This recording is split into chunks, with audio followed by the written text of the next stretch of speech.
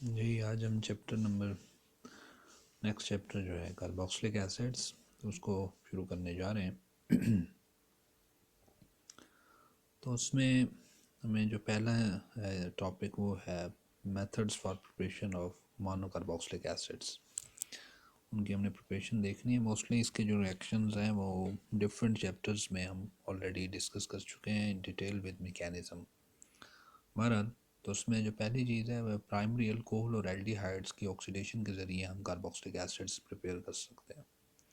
याद रखें जब प्राइमरी अल्कोहल को ऑक्सीडाइज किया जाता है they are converted into aldehydes और एल्डिहाइड्स फर्दर ऑक्सीडाइज होकर एसिड्स में कन्वर्ट हो जाते हैं। तो प्राइमरी अल्कोहल की ऑक्सीडेशन करेंगे we will get the acid. Similarly, if we oxidize the aldehyde, we will get the carboxylic acid.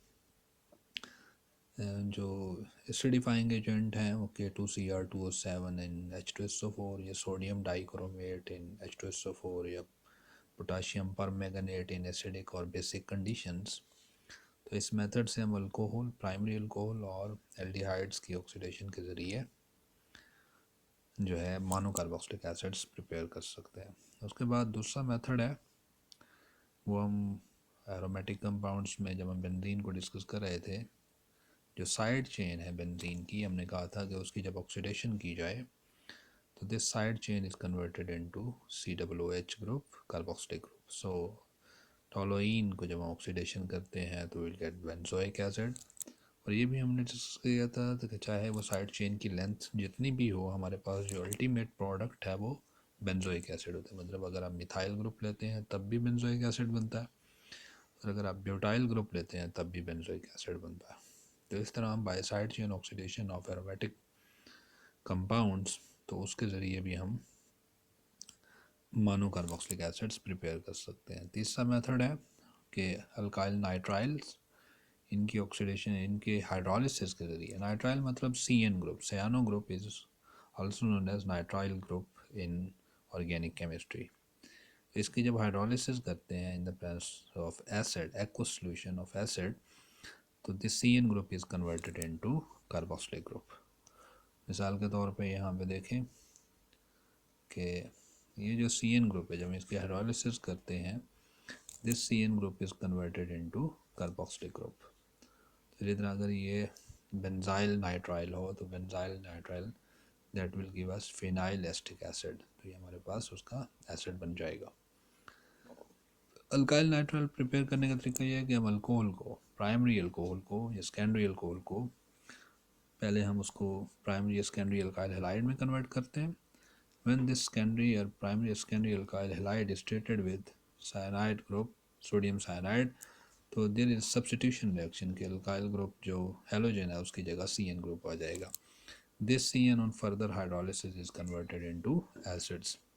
This reaction is useful for primary and secondary alkyl halides को अगर हम इस तरह cyano ग्रुप में convert कर सकते हैं। लेकिन अगर आप टर्शरी अल्काइल हैलाइड लेते हैं तो when this treated with the cyano group तो it undergoes elimination reaction rather than substitution. तो सब्स्टिट्यूशन की बजाय एलिमिनेशन रिएक्शन हो जाता है जिसमें वो अल्काइल हैलाइड जो है वो अल्कीन में कन्वर्ट हो जाता है।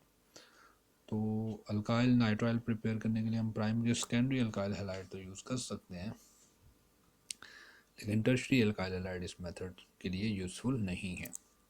एक और मेथड है, ये हम ऑलरेडी ग्रिग्नॉर्ड रिएजेंट, ग्रिग्नॉर्ड रिएजेंट जब CO2 से रिएक्ट करते हैं कार्बन डाइऑक्साइड से एंड व्हेन फर्दर हाइड्रोल, तो उससे हम मोनोकार्बोक्सिलिक एसिड्स बना सकते हैं। उसका तरीका यह है कि कोई भी प्राइमरी सेकेंडरी या टर्शरी अल्काइल हैलाइड है आपके पास, तो उसको आप पहले मैग्नीशियम मेटल से रिएक्ट करवाते हैं इन ईथर, तो वो आपके पास ग्रिग्नॉर्ड रिएजेंट आ जाता है। वो ग्रिग्नॉर्ड रिएजेंट फर्दर जो है CO2 से रिएक्ट करके दैट सॉलिड CO2 जिसे हम ड्राई आइस भी बुलाते हैं, सॉलिड CO2 एट -78 सेंटीग्रेड, तो वो आपको कार्बोक्सिलिक एसिड दे देता है। तो इस मेथड का फ़ायदा ये है कि इससे आप कोई भी अल्काइल हैलाइड जो है उसको उसके ग्रिग्नॉर्ड रिएजेंट में कन्वर्ट कर सकते हैं और उससे फिर आप जो है एसिड बना दें। टर्शरी अल्काइल हैलाइड है उसको भी हम इस तरह टर्शरी एसिड में कन्वर्ट कर सकते हैं, जबकि अल्काइल नाइट्राइल में ये टर्शियरी अल्काइल हैलाइड के लिए मेथड यूज़फुल नहीं था। उसके बाद जो लास्ट रिएक्शन है वो है नोवेंजल रिएक्शन।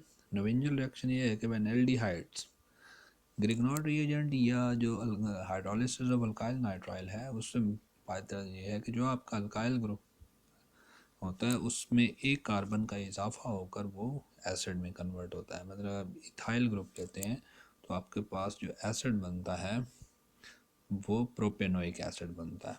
प्रोपेनोइक एसिड मतलब 3 कार्बन, 2 कार्बन का अल्काइल ग्रुप था तो वो एक कार्बन का इजाफा हो जाता है। सेम कि इसी तरह आप सयानो नाइट्राइल के ज़रिए भी इसी तरह एक कार्बन का इजाफा कर सकते हैं।